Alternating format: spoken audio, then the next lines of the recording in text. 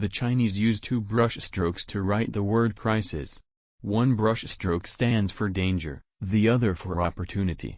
In a crisis, be aware of the danger but recognize the opportunity.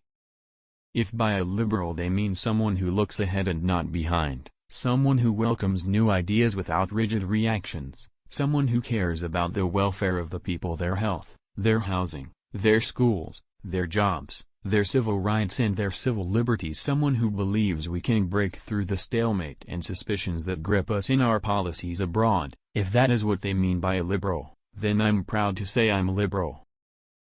Forgive your enemies, but never forget their names.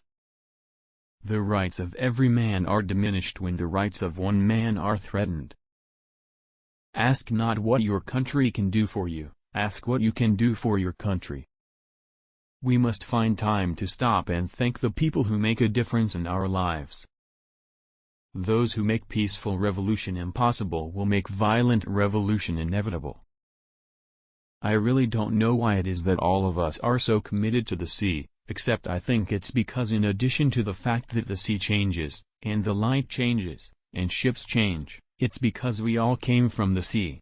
And it is an interesting biological fact that all of us have in our veins the exact same percentage of salt in our blood that exists in the ocean, and, therefore, we have salt in our blood, in our sweat, in our tears. We are tied to the ocean.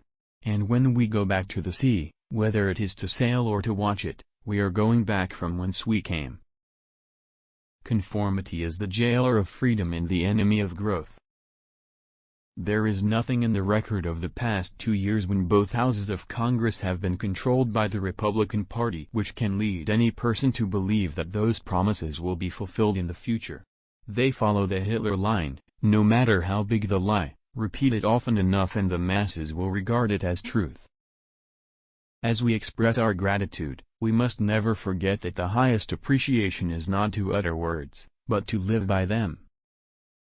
The great enemy of truth is very often not the lie deliberate, contrived and dishonest, but the myth persistent, persuasive and unrealistic.